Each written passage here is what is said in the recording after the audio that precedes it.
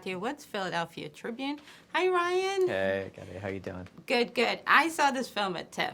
Loved it. That was a fun night. Yes, it was. But we're not going to talk about that. And the movie was good. Yes. Yeah.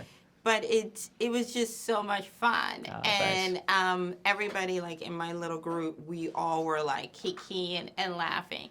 I have to ask, because I feel like a lot of this reminds me of a little bit Pink Panther, a little bit Agatha Christie. Was that your spirit in terms of, like, with Daniel Craig's character, you know, was that your inspiration when you came up with this concept? Yeah, for me, it all starts with Agatha Christie. Like, when I was a kid, I loved her books, but also I grew up watching the older movies based on her books, like Death on the Nile and Evil Under the Sun. So for me, it's all about trying to capture, like, that classic whodunit I loved as a book. I love that you said the Pink Panther, by the way. I think in this movie, because the tone of it is a little broader in terms of the humor, Daniel had a lot of fun bringing some physical humor into it. I think you can see a little bit more Clouseau in him this time around than in the last movie. So I love that. Now, the accent, was that something you guys worked on, or was this something Daniel said? You know, because it's a very specific accent, the way he speaks, and also how he thinks of himself. Do you know what I mean? Yeah, totally. Yeah, we did a lot on the first movie of finding it, and we would send each other YouTube clips back and forth about, do we base it on this? Do we base it on that? But once he dialed it in, he does a lot of work behind the scenes with a accent coach. He really works on getting the accent dialed in. And with this one, I think it was hard because he didn't want to just be imitating his accent from the first movie. He had to kind of relearn it in a way. And Blanc, I think it leads to Blanc having a very kind of gentle demeanor, but at the same time, he's got a little bit of, he talks about himself in the third person, so.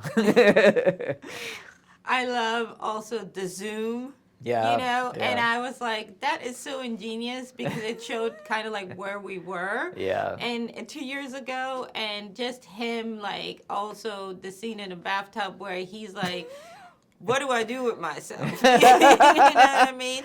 Was it kind of like a tongue-in-cheek in terms of, like, just being, you know, us thinking, like, with the pandemic, well, we have 6 weeks, we have 2 months, and then it's like, no, we're going to be here a while. Here a little while, so everyone settle in. Yeah, I wrote this movie in 2020. I wrote this movie when we were all in the middle of that first lockdown, and so I was in the state of mind of those characters, definitely. But I also, for me, a big thing with this movie is also loving, like, whodunits and mysteries, but most of my life seeing them done as period pieces because they're all Agatha Christie adaptations.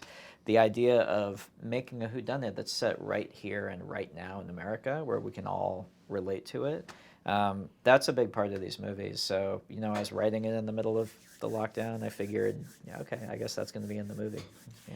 I also love how you are playing on influencer fame and that whole thing with social media, especially with Kate Hudson's character, where she just does stuff and her assistant, you know, it's very Alice, a little also, again, tongue-in-cheek with some Hollywood people and influencers where it's like, give me your phone. Get off social media. Like, you are killing me. You know, and hers is me like, remember what happened the last time. This is why we're here.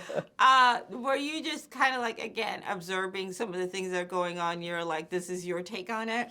Yeah, it gets back to that thing of setting it right here, right now. I feel like if Agatha Christie were alive today, she would be writing about influencers and tech billionaires. She'd have people that we recognize from day to day in our lives. And as someone who, I still really enjoy being on Twitter, but as someone who is on there, I think we all recognize, we're all ready to laugh about it a little bit, I think. You have to laugh or cry, I guess. It's better to laugh.